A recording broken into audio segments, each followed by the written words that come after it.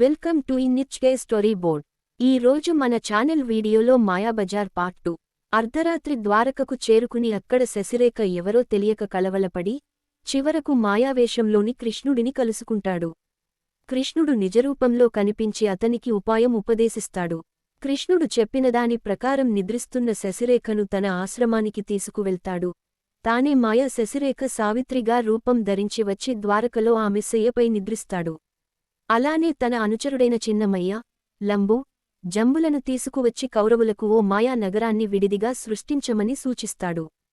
తమ తరఫున కురువృద్ధులకు అనారోగ్యంగా ఉందని వంకలు చెప్పి దుర్యోధన, దుశ్శాసన, కర్ణ, శకునులతో పాటుగా 100 మంది తమ్ములతో, భార్య భానుమతితో లక్ష్మణ కుమారుని వివాహానికి తరలివస్తారు. ముందుగా పెళ్లికూతురుని చూడాలని పిలిపించిన లక్ష్మణ కుమారుని ఆటపట్టించి శకునిని, భానుమతీ దేవిని అల్లరిపెడుతుంది మాయా శశిరేఖ.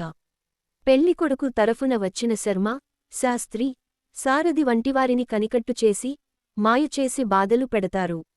చిన్నమయ్య, లంబు, జంబు, మాయా శశిరేఖ రూపం విడిచిపెట్టి ఘటోత్కచుడు పెళ్లి భోజనం అంతా ఒక్కడే తినేస్తాడు.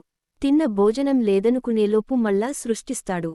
చిన్నమయ్య, కౌరవులు, హస్తినాపురి జనాలు మాయాబజారులో రకరకాల వస్తువులు తీసుకుంటారు.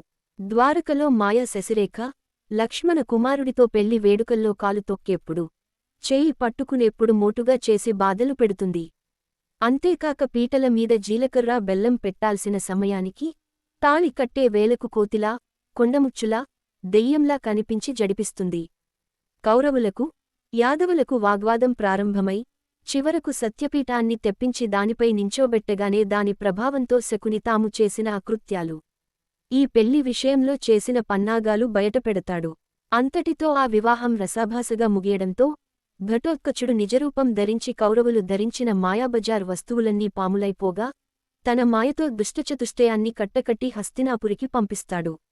మరోపక్క ఘటోత్కచుని ఆశ్రమంలో శశిరేఖకు, అభిమన్యుడికి సుభిక్షణంగా వివాహం జరుగుతుంది. ఆ వివాహానికి బలరాముడు, రేవతీదేవి, కృష్ణుడు, రుక్మిణి, ఘటోత్కచుడు తదితరులు తరలివచ్చి నూతన దంపతులను ఆశీర్వదిస్తారు. ఈ చిత్రం కథ మీకు నచ్చితే like, comment, share, subscribe. Thanks for watching.